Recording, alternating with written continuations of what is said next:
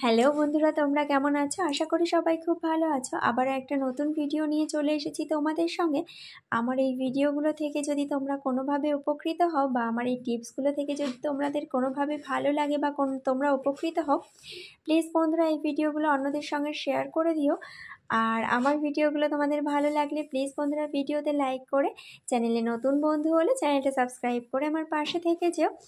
তা বন্ধুরা, আমরা তো প্রত্যেকেই সংসারে কম বেশি কাজ করেই থাকি। তাই এই ছোট্ট ছোট্ট টিপসগুলো ফলো করে যদি আমরা সংসারের কাজগুলো করে থাকি, তাহলে কিন্তু আমরা যারা হাউসওয়াইফ আছি বা বাইরে যারা কাজও করেন, তাদের কাজগুলো কিন্তু অনেক বেশি সহজ আর সুবিধার হবে। আমার যারা নতুন বন্ধুরা আছো, যারা চ্যানেলটা এখনও পর্যন্ত সাবস্ক্রাইব করোনি, করবে কিনা ভাবছো, ভিডিও দেখে চলে যাবে মনে করছো, প্লিজ বন্ধুরা তোমরা শুধু ভিডিওটা দেখে চলে যেও না। প্লিজ তোমাদের ভালো যদি লাগে অবশ্যই চ্যানেলটা সাবস্ক্রাইব করে আমার পাশে থেকে যেও। এরকম আরও অনেক উপকৃত টিপস আমি আমার চ্যানেলে নিয়ে আসবো। আশা করবো তোমাদের উপকারী হবে, তোমাদের সংসার জীবনে অনেকটা কাজে লাগবে।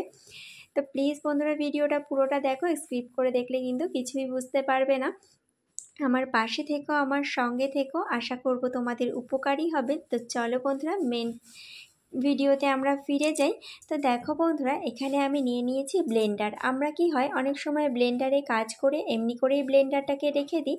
তো সেক্ষেত্রে কি হয়, ছোট্ট ছোট্ট আরশোলার বাচ্চা ব্লেন্ডারের মধ্যে ঢুকে বাসা করে বা মাকড়সা বাসা করে। আবার অনেক সময় ব্লেন্ডারে কিন্তু ধুলো ময়লাও পড়ে থাকে। তো সেক্ষেত্রে বন্ধুরা ব্লেন্ডারে একটা জামা পরিয়ে দিতে পারি, তো ব্লেন্ডার কিন্তু আর নোংরা হবে না, ব্লেন্ডার কিন্তু অনেক ভালো থাকবে। তো দেখো বন্ধুরা, এখানে আমি নিয়ে নিয়েছি একটা পুরনো গেঞ্জি। তো এই পুরনো গেঞ্জিটাকে যেটা করব, দেখো এই পুরনো গেঞ্জিটাকে যেটা করতে হবে, এই যে আমরা শাড়িতে কুচি করি ঠিক সেমভাবে করে এমনি করে ধরে এরকমভাবে করে কুচির মতন কয়েকটা প্লেট ফেলে দিলাম।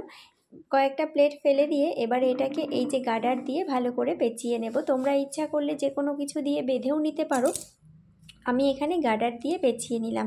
তো দেখো বন্ধুরা, এটাকে পেঁচিয়ে নিলাম। আর এটার এই যে মাথার দিকটা কিন্তু দেখতে একদম পুরো ফুলের মতন হয়েছে। দেখো তারটাকেও অবশ্যই পেঁচিয়ে এমনি করে ভেতরেই রেখে দেবে, তাহলে কিন্তু তারটাও ভালো থাকবে, কোনো কিছুতে কেটে দেওয়ার বা কোনো রকম নোংরা হওয়ার ভয় থাকবে না। তো দেখো বন্ধুরা, কত সুন্দরভাবে কিন্তু এই যে গেঞ্জিটা পরিয়ে দেওয়ার পর কিন্তু ব্লেন্ডারটা খুব ভালো থাকবে, একদম নোংরা পড়বে না। এই টিপসটা যদি ভালো লাগে বন্ধুরা, অবশ্যই ভিডিওতে লাইক করে, চ্যানেলে নতুন বন্ধু হলে চ্যানেলটা সাবস্ক্রাইব করে আমার পাশে থেকে যেও। অবশ্যই আমাকে কমেন্ট করে জানিও। তো দেখো বন্ধুরা, এই যে বাজার থেকে এরকম চুনো মাছ নিয়ে আসলে আমাদের কিন্তু কর্তাদের সাথে ঝগড়া বেঁধে যায় রীতিমতন মাথায় হাত পড়ে যায়। এবার থেকে কিন্তু আর মাথায় হাত পড়বে না। এখানে আমি দেখো একটা মাটির থালার মধ্যে করে সমস্ত চুনো মাছগুলোকে ভালো করে ঘষে নিচ্ছি। আর এই যে চুনো মাছের গায়ের যে আঁশগুলো কত সুন্দরভাবে করে উঠে যাচ্ছে। এবার থেকে আর কর্তারা বাজার থেকে চুনো মাছ আনলে গিন্নিদের সাথে কোনো রকম রাগারাগি লাগবে না, খুব ইজিলি কিন্তু মাছগুলো ছাড়ানো হয়ে যাবে। দেখো চুনো মাছের মেনলি কিন্তু আমাদের যেটা হয় সেটা হচ্ছে গায়ের আঁশটা ছাড়াতে অনেকটা সময় লেগে যায়। তো সেক্ষেত্রে এই যে মাটির থালাটার উপরে মাছগুলো রেখে এমনি করে যদি ঘষে নিতে পারি, দেখো সেক্ষেত্রে কিন্তু সমস্ত মাছের গায়ের থেকে আঁশগুলো খুব ইজিলি ছাড়িয়ে যাবে। আর এইভাবে করে ছুরি দিয়ে যদি পেটের দিকটা কেটে নাও, তাহলেও কিন্তু আঁশগুলো একদম ছাড়িয়ে যাবে। ভিডিওটা ভালো লাগলে ভিডিওতে লাইক করে, চ্যানেলটা সাবস্ক্রাইব করে আমার পাশে থেকে যাও। তা দেখো বন্ধুরা, এখানে আমি তোমাদেরকে দেখাচ্ছি পরের টিপসটি। এই যে তেলের প্যাকেটগুলো কেটে খালি হয়ে গেলে আমরা কি করি, তেলগুলো ঢেলে নেওয়ার পরে প্যাকেটটা ফেলে দিই। তো সেক্ষেত্রে বন্ধুরা এবার থেকে আর প্যাকেটটা ফেলে না দিয়ে এই প্যাকেটের মধ্যেই কিন্তু খুব সহজেই আমরা আটা মেখে নিতে পারবো। তাহলে কিন্তু আটা মাখাটা খুব ভালো হবে আর আমাদের হাতে কিন্তু একদম লেগে যাবে না। তো চলো কিভাবে মাখবো আটাটা, সেটাই আমি আজকে তোমাদেরকে দেখাবো, যে কত সহজভাবে করে এই প্যাকেটের মধ্যে আমরা আটা মেখে নেবো। আর কোনোভাবে কিন্তু হাতেও লাগবে না, হাতটা একদম চিপচিপে হয়ে যাবে না। তো চলো বন্ধুরা তোমাদেরকে আমি দেখিয়ে নিচ্ছি। দেখো এর মধ্যে আমি স্বাদ মতন লবণও দিয়েছি। এবারে পুরোটাকে একসঙ্গে করে নিয়ে বেশ ভালো মতন করে এটাকে ভালো করে রগড়ে নেব প্যাকেটের ভেতরে, কেননা প্যাকেটের মধ্যে অনেকটা তেল কিন্তু গায়ের মধ্যে থেকেই যায়, সেই তেলটা কিন্তু আমাদের আর বাইরে বেরিয়ে আসে না। এই কারণে আটা দিয়ে কিন্তু প্যাকেটটাকে ভালো করে পরিষ্কার করে নেব। পুরো তেলটা কিন্তু এবারে আটার মধ্যে চলে এসেছে। এবারে যেটা করব বন্ধুরা, এর মধ্যেই কিন্তু সামান্য পরিমাণে জল দিয়ে দেব। দেখো তোমরা দেখতে পাচ্ছ আটার মধ্যে কিন্তু সমস্ত তেলগুলো চলে গেছে, প্যাকেটের গায়ে কিন্তু এখন একটুও তেল নেই।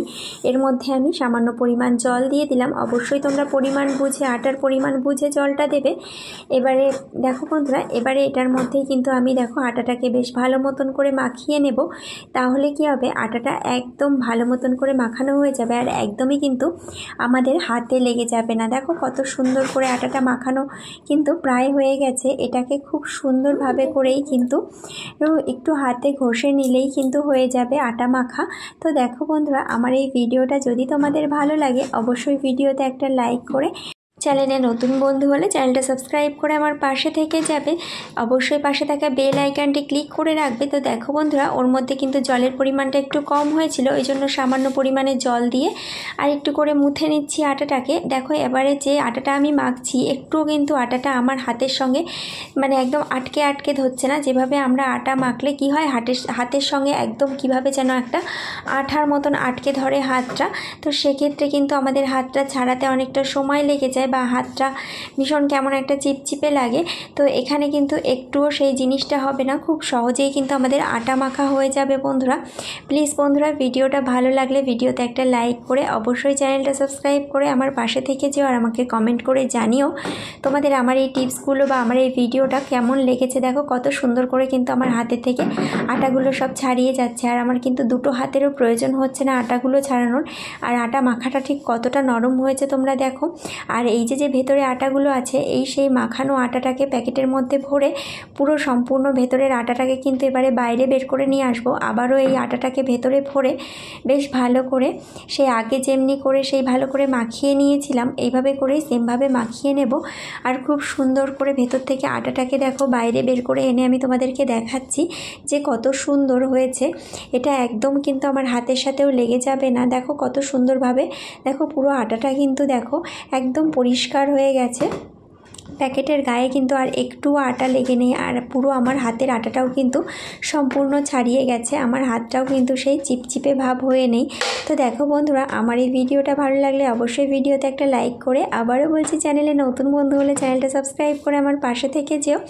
তো দেখো এমনি করে যদি তেলের প্যাকেটগুলো ফেলে না দিয়ে যদি প্রত্যেক দিনই তো আমাদের কম বেশি প্রত্যেকের বাড়িতে আটা লেগে মানে রুটি থাকেই, তো এই রকমভাবে তেলের প্যাকেটগুলো রেখে দিয়ে আমরা যদি এমনি করে আটাগুলো মেখে নিতে পারি তাহলে কিন্তু আটা মাখাটা আমাদের কাছে আর বেশি কঠিন মনে হবে না, অনেকটা সহজ হবে। আর আমাদের হাতেও কিন্তু একদম আঠা আঠা ভাব বা চিপচিপে হয়ে থাকবে না হাতটা।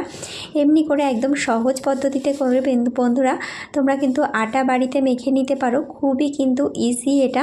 আর তেলের প্যাকেটগুলো তো আমরা ফেলেই দিই, সেটার গায়ে অনেকটা তেল লেগে থাকে, সেটাও আর নষ্ট হবে না এই পদ্ধতি অ্যাপ্লাই করলে। অবশ্যই বন্ধুরা তেলের প্যাকেটগুলো ফেলে না দিয়ে ব্যবহার করতে পারো। টাটা বাই বাই বন্ধুরা, এখানেই শেষ করছি আজকের ভিডিওটা।